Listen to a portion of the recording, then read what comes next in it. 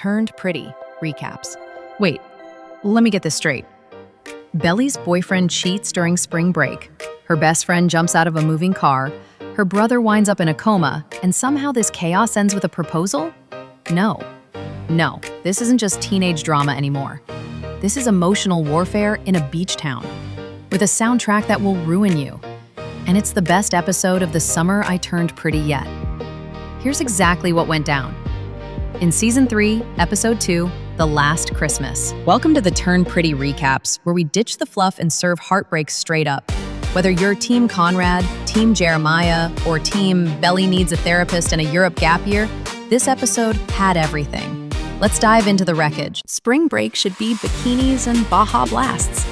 But for Belly, it's betrayal and blood pressure. Jeremiah books a surprise trip to Cabo. Doesn't tell Belly.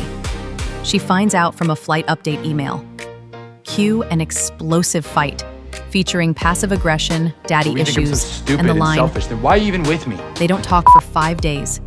No texts, no calls, just digital silence and emotional rot. Meanwhile, Taylor's trying to drag Belly to New York, but she's glued to her phone like it's a Ouija board. They reunite, kinda. Jeremiah shows up with a puka shell bracelet and a sad apology. For a second, it works, until Belly hears the words. Lacey, Barone. Yes, while they were on a break, Jeremiah got hot tub close with a sorority girl. Taylor goes nuclear. Belly shuts down. The relationship detonated. Cue passport application.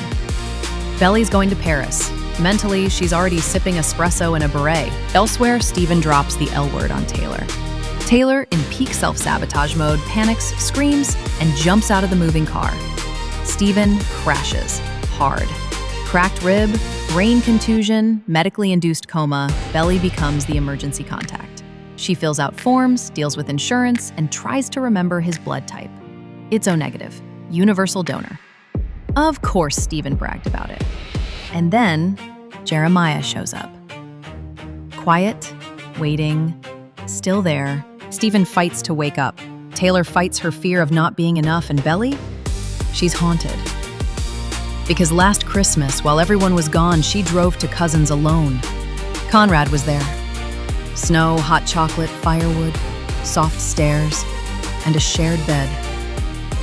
They didn't kiss, but something happened. Something real, something Belly never told Jeremiah, and now, that secret feels like betrayal too.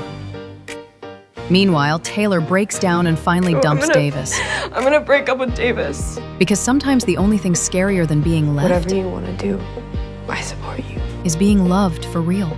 Outside the hospital, Jeremiah and Belly face the wreckage of Steven, of their relationship, of who they used to be.